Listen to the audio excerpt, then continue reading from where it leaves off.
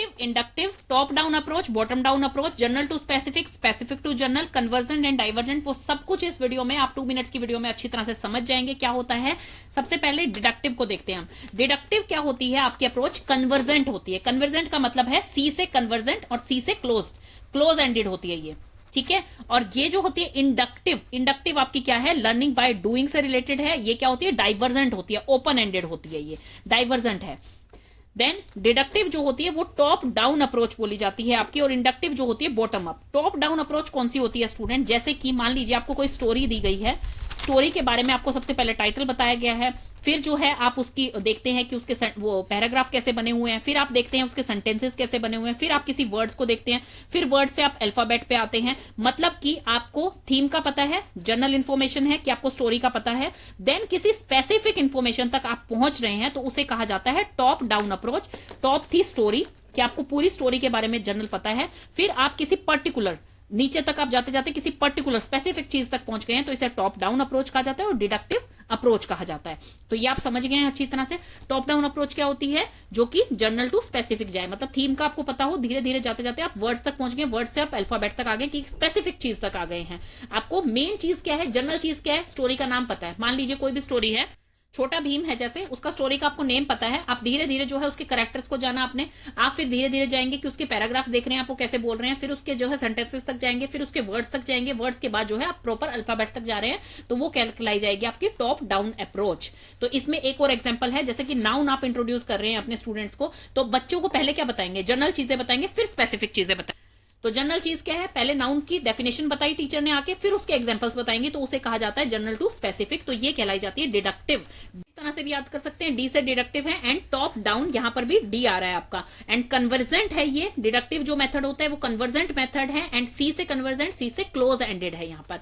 और यहां पर क्या है, इंडक्टिव मेथड कौन सा होता है कि आप जो चीज पहले जानते हैं, पहले आपको वो चीज बताई जाएगी, फिर आपको अननोन चीज बताई जाएगी। फॉर एग्जाम्पल, जैसे नाउन आपकी टीचर इंट्रोड्यूस करवा रही है, तो सबसे पहले आपकी टीचर कहेगी आपके घर में कितने मेंबर हैं, उन सबके नेम बताइए, तो वो सब नाउन है। आप कौन कौन सी जगह पर घूमने गए हुए हैं, वो सब नाउन है। मतलब कि नेम, प्लेस, एनिमल, थिंग जो उनको इंट्रोड्यूस कराना है, पहले वो नाम बता देंगी और बताएंगी ये सब नाउन है, फिर उसके बाद डेफिनेशन उसकी बता रही है। तो उसमें क्या है, वो पहले एग्जाम्पल दे रही है, फिर किसी जो है आपकी जो अननोन चीज है उस तक पहुंच रही है, क्योंकि नाउन की डेफिनेशन आपके लिए अननोन है, लेकिन जो एग्जांपल्स वो देंगी, जैसे नाम, आपका क्या नाम है, आपके मम्मी का क्या नाम है, वो तो आप सब जानते हैं ना, तो वो नोन चीज है आपके लिए। एग्जांपल से फिर उसके बाद डेफिनेशन तक पहुंचे, तो उसे कहा जाता है बॉटम अप अप्रोच, कि भाई आप जो जानते हैं चीज, मतलब यहां पर आप क्या क्या आ गया है, अल्फाबेट्स आ गए हैं, अल्फाबेट के बाद वर्ड्स बनेंगे, वर्ड्स के बाद आपके सेंटेंस बनेंगे, सेंटेंस के बाद पैराग्राफ बनेगा, पैराग्राफ के बाद पूरी स्टोरी बन जाएगी। तो वो क्या है, आपको पहले जो चीज आती है वो आपको बताई जा रही है, फिर उसके बाद धीरे धीरे धीरे धीरे जाते जाते आप स्टोरी तक पहुंचेंगे,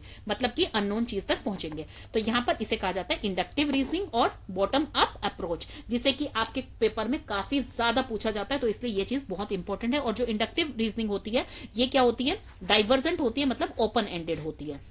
इसमें एक और डिफरेंस आता है, जो इंडक्टिव आपको ये पता लग गया कि भी नोन है, मतलब पहले आप एग्जांपल देंगे, पहले जो चीज को चीज पता है वो बताएंगे उसे, और फिर जो है अननोन तक पहुंचेंगे, मतलब फिर रूल्स बताएंगे। पहले एग्जांपल्स दे दिए, फिर रूल्स बताए उसे कि भी नाउन के ये रूल्स होते हैं, नाउन का मतलब ये होता है।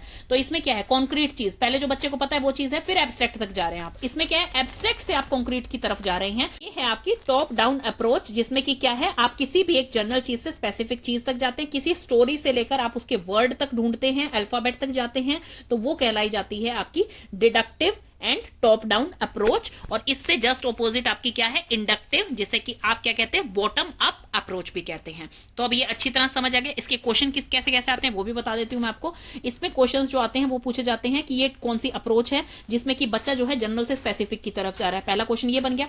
देन एब्स्ट्रैक्ट से कॉन्क्रीट की तरफ जा रहा है, वो कौन सी अप्रोच है। अननोन से नोन की तरफ जा रहा है, वो कौन सी अप्रोच है। और इसमें पूछा जा सकता है कि रूल्स टू एग्जाम्पल जा रहा है, मतलब रूल क्या है, पहले तो नाउन का डेफिनेशन वगैरह बताया जाएगा, फिर एग्जाम्पल्स बताए जाएंगे, तो रूल से एग्जाम्पल की तरफ जा रहा है, तो इसमें इस टाइप के क्वेश्चन पूछे जाएंगे। वो कौन सी अप्रोच होगी, डिडक्टिव या टॉप डाउन अप्रोच आप उसे बोल सकते हैं।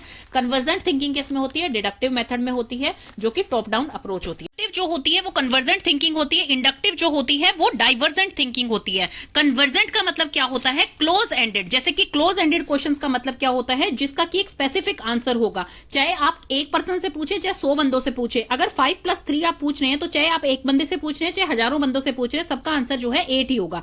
लेकिन डाइवर्जेंट में क्या है, आप कोई ऐसा क्वेश्चन पूछते हैं जो ओपन एंडेड है, मतलब कि जैसे कि आप पूछते हैं आप ग्लोबल वार्मिंग को कैसे कम कर सकते हैं, तो जरूरी नहीं है कि हर किसी का आंसर सेम होगा। मतलब ये ओपन एंडेड है, कितनी भी दिशाओं में जो है इसका आंसर हो सकता है, हर बंदा अलग अलग आंसर भी दे सकता है इसमें, तो उसे कहा जाता है ओपन एंडेड। जो है वो अपने पॉइंट ऑफ व्यू वहां पर रख सकता है। जैसे कि हम अपने एनवायरमेंट को इको फ्रेंडली कैसे बनाए, तो हर किसी के पॉइंट्स इसमें अलग अलग होंगे, तो उसे कहा जाता है डाइवर्जेंट थिंकिंग, मतलब ओपन एंडेड क्वेश्चन इन्हें बोला जाता है।